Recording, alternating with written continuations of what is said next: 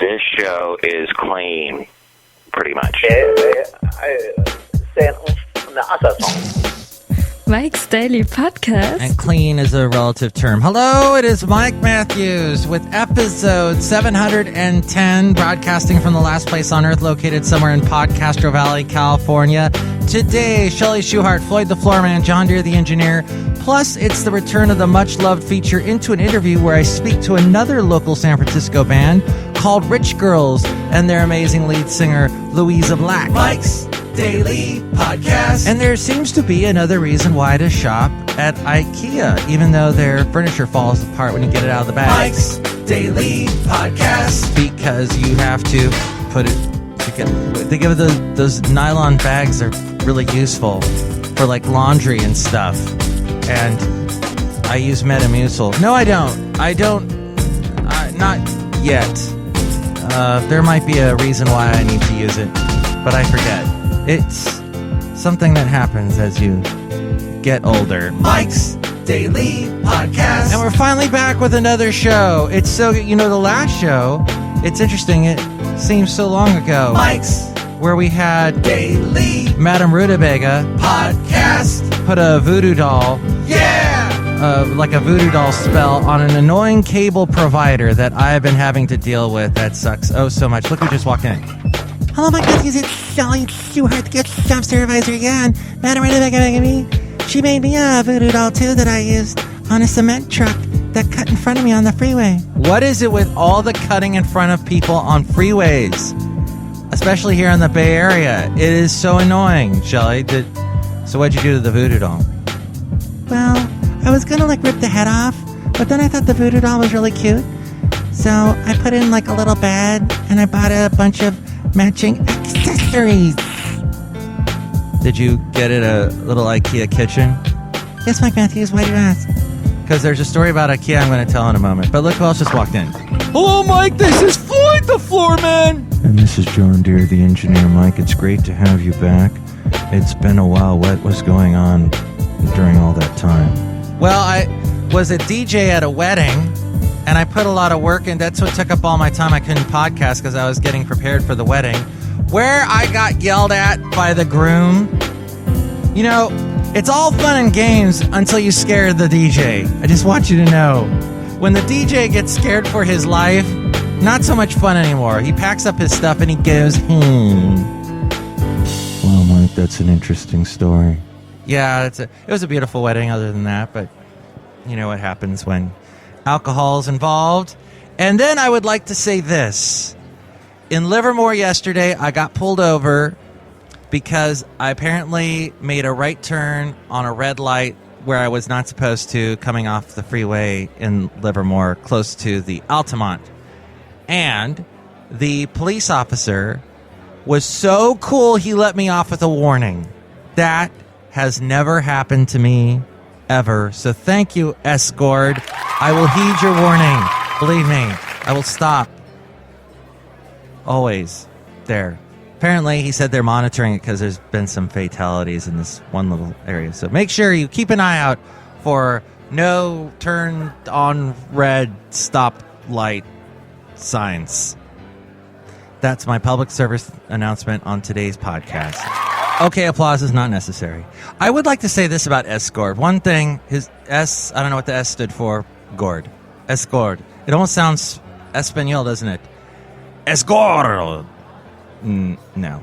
But he did something that I wish other police officers would do, and that is he was not wearing his sunglasses. I understand, when those police officers came up to me when Basil the boxer was off leash, and they came up to me and gave me a nice $286 ticket. They were wearing their sunglasses the whole time, looking completely intimidating, like I had just robbed a bank, and it was total overkill. Mr. Gord yesterday, so nice, realizing that, was not, it was you need to watch those stop signs for your safety. But he didn't overdo it, with the sunglasses, looking all intimidating. Do you know what you did wrong? Doing all that stuff. He was very friendly, nice, and cool. I wish more people would follow his example. Your dog's off leash. You can't be off leash right here. Mike Matthews, that voice is very frightening. It is. You know what's not frightening is IKEA. Well, yes, it is. You walk in there, it's a maze. You feel like you're on some kind of a ride.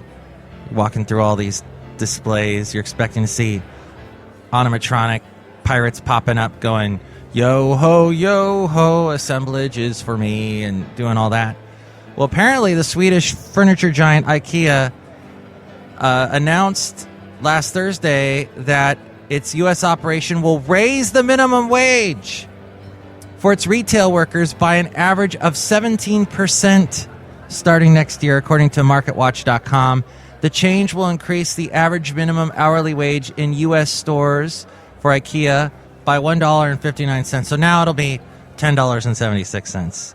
That will be a move that affects about half of IKEA's retail employees in the U.S. The increase is based on a living wage scale, which takes into consideration housing, food, medical, and transportation costs, plus annual taxes. And the company noted that the hourly wage will vary based on the cost of living in each of IKEA's U.S. locations. All 38 existing U.S. retail locations. What, there's only 38? Wow. We're spoiled here in the Bay Area. I think there's like 3 IKEAs. I remember when I lived in Alabama, we used to have to drive all the way to Atlanta to get to an IKEA. And all the furniture in Alabama that you could buy was that traditional looking stuff. And my ex-wife wanted none of it. She wants the modern looking stuff. But then when we moved to California, she was into the mid-century stuff. I like that stuff, the 50s, 60s furniture, 70s furniture. Very cool. But you couldn't find that in Alabama.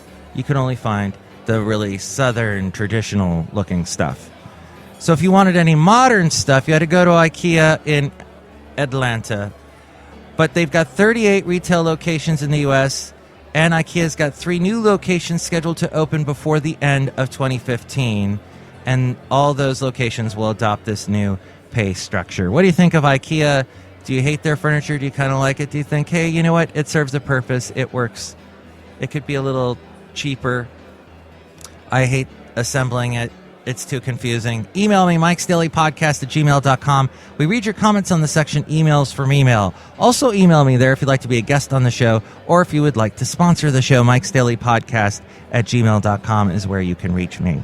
There's also the website, MIKES-DAILY-PODCAST.com, which has got links to where to listen to the show in iTunes and where to find us on Facebook.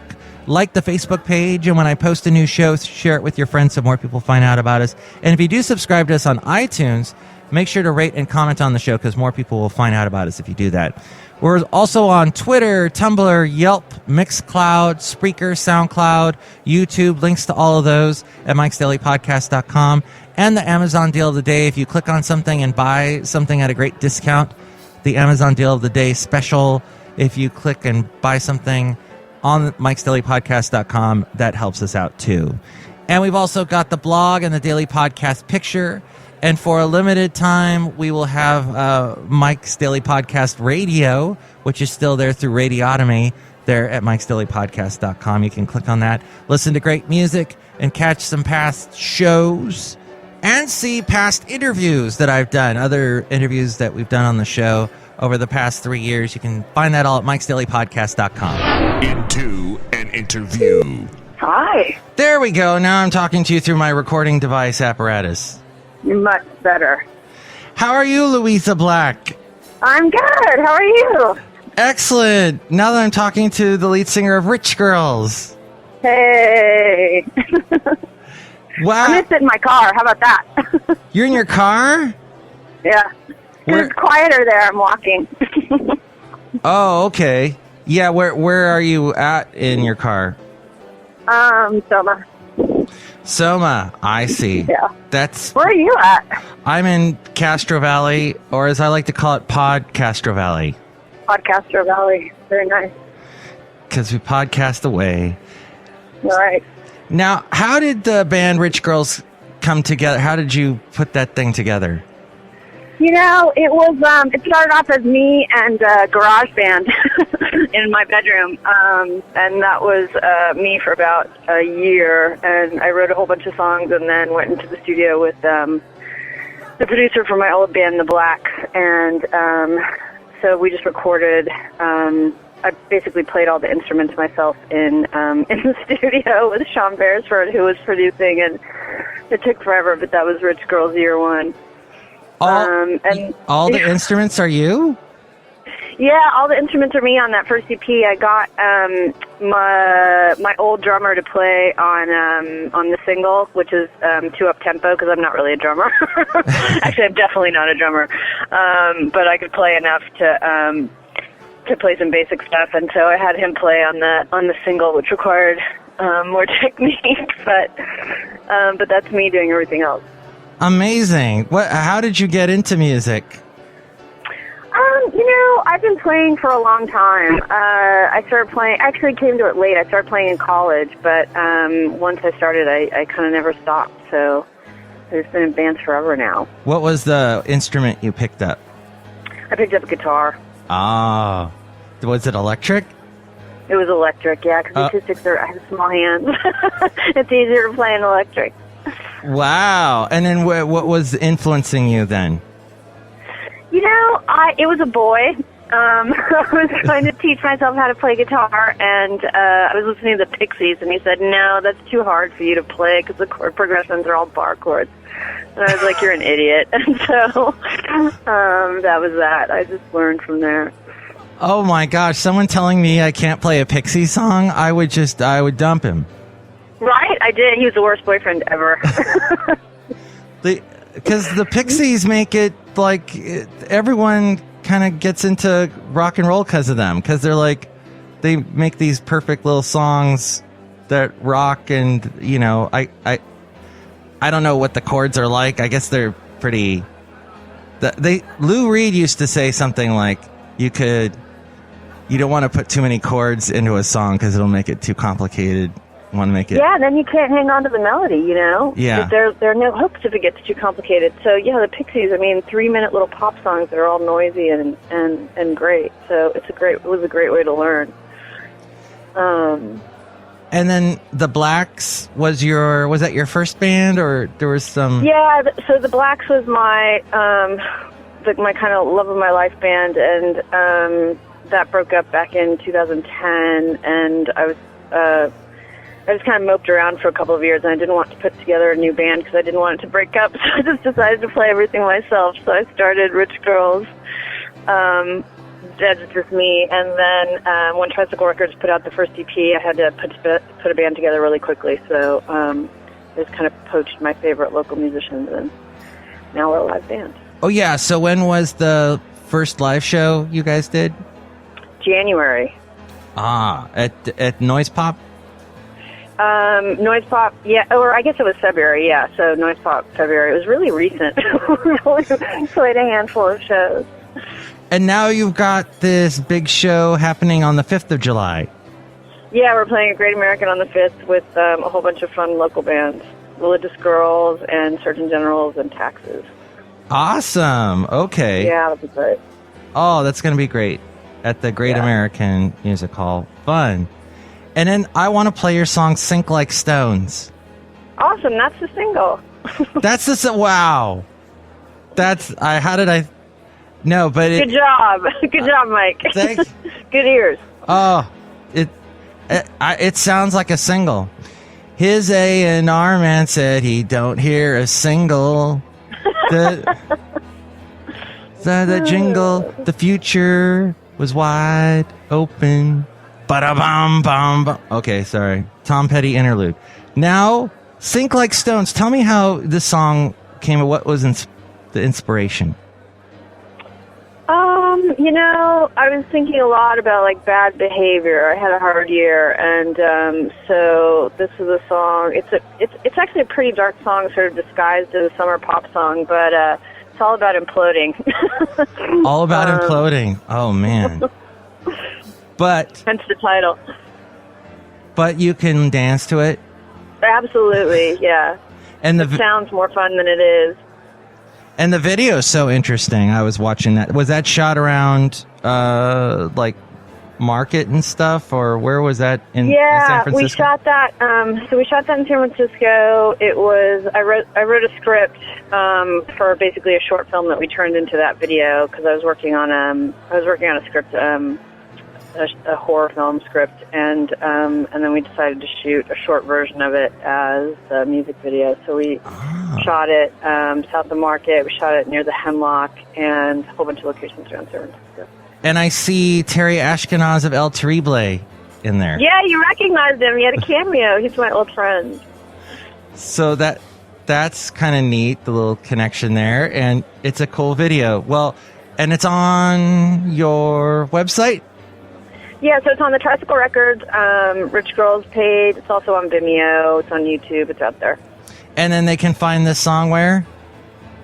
They can find the song pretty much everywhere. So you can get it directly through Tricycle. You can get it on iTunes. You can get it on, where else is it? You can stream it on SoundCloud.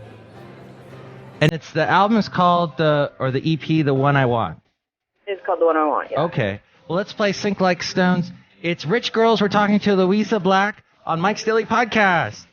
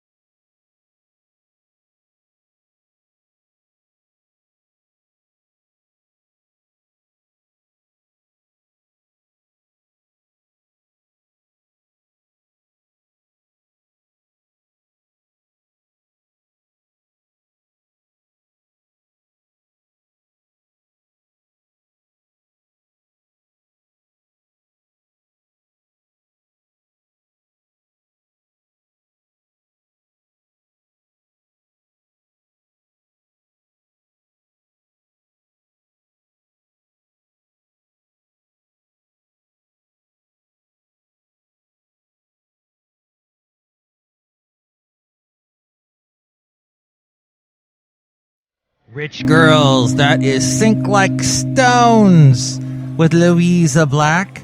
And we'll have part 2 of our Into an Interview tomorrow as we go outside of the last place on earth where we bring you Mike's Daily Podcast, somewhere in Podcastro Valley, California. And here's today's podcast picture. The picture is of LUISA wailing. You can see what she looks like in the great band Rich Girls that she is in. Is there at MIKEs-DAILY-PODCAST.com. Check that picture out. Mike Matthews, she looks like so badass. She is. She is a super nice woman to talk to and fascinating, creative person that makes this great music. I was impressed. We've got 2 more parts of the interview and 2 more songs we're going to hear over the next couple of Mike's Daily Podcasts. It's going to be fantastic. Hey, Mike Matthews, as long as you do the podcast daily like you're supposed to, because that's the name of the show, Mike's Daily Podcast, and you don't wait a bunch of weeks. I had a wedding to do to get yelled at. Great. But my reward was to not get a ticket, but to be pulled over. That was my reward. To have the adrenaline race and then to be rewarded by not getting the ticket. And to learn a great lesson. Which that's all I'm asking for. I don't break the law every day. Why should everyone just, throw anvils on top of my head? Right, Floyd the Floorman? I don't know. I'll take that as I don't know. So tomorrow, part 2 of the Into an Interview with LUISA BLACK. And we'll also hear from Benita, the Disgruntled Fiddle Player, and the Brewmaster. Mike's Daily Podcast is written and produced and performed by Mike Matthews. His podcast is super easy to find. Download or listen to his show and read his blog at MIKEs-DAILY-PODCAST.com. Email Mike now at MIKES-DAILY-PODCAST@gmail.com. See you tomorrow. Bye! Floyd, we need to go to IKEA to get some more furniture. You broke all of it last night. I didn't mean